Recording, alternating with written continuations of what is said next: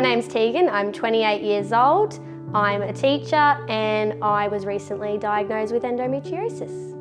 My earliest memory is probably when I was about 15 years old. My monthly routine basically was I was woken up very early in the morning, anywhere between 1 and 4 a.m. and it was like clockwork every single month. I'd wake up, I'd feel little bits of pains. Pains would start getting more sharp and intense. When I was in that pain, I knew that the pain couldn't really get much worse and it was stopping me from doing things, it was stopping me from walking, it was really uncomfortable. But as soon as you'd pass that cycle and you stop feeling that pain, you start to second guess yourself and think, was I really in as much pain as I thought? Was I being dramatic? Was I hormonal? Was I bunging it on? And you would start to second guess yourself, even though, you know, it happened to me for probably around 14 years.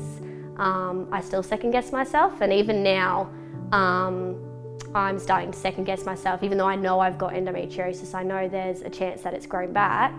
I still second guess myself as soon as the pain has passed. So for about 14 years, I've been feeling this way, having the same symptoms every single month. When I was younger, the doctors would kind of say it's normal, and when you're so young and you're so fragile looking as well, because I was such a petite person, Mum always said they just thought I had no pain threshold, even though Mum thought my pain threshold was through the roof. So it wasn't until I was about 27 that I mentioned it to a doctor and they said, oh well, let's just try one more painkiller and then we'll go from there. I also had 2 ultrasounds to see if I had cysts because my mum has polycystic ovaries, so I had 2 ultrasounds in 2 years before I actually got the referral to go and see a gynaecologist suspecting of endometriosis.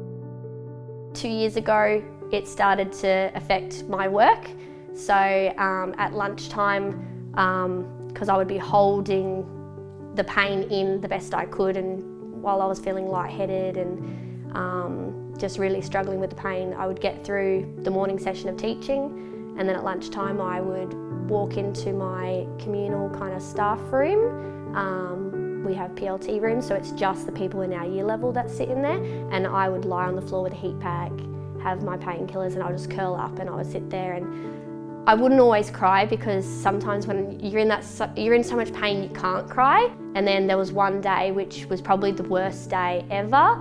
As soon as that lunch bell rang and my kids were out of the classroom, I burst out into tears and I went straight over to the office and I said, I can barely walk, I am in severe pain, and they got me to sit down in the office and they were all looking at me like I was dying basically. They hadn't seen it that bad before.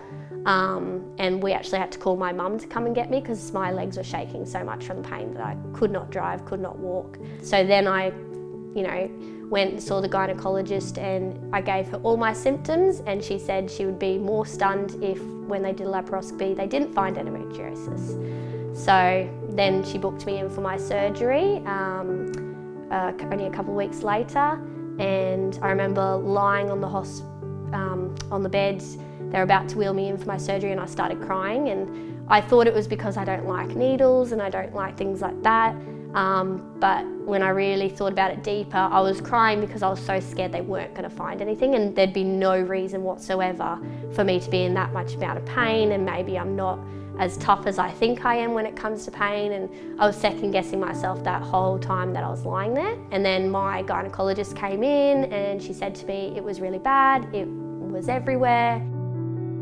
We don't say we would like to have children because we know the reality is quite low for that to happen, but we would like to have a child, and I'd like to have that option. After having a year with the Marina, knowing that I didn't have to be in excruciating pain every month, I have said to myself, I'm not going to do this for a long time. I'm not going to wait 2, 3, 5 years. It's already hard enough for people to fall pregnant these days, let alone falling pregnant with endometriosis. So knowing all of that and knowing my family history with struggling to fall pregnant, I'm not going to give myself very long. I've given myself a set window time frame, and then I'll be going to the doctor and looking at starting to have some intervention, and then if that doesn't work, going to the more extreme types of intervention, because I don't know how long I can put up with this for, and especially if the pain's going to keep coming back as quickly as it has, I don't want to.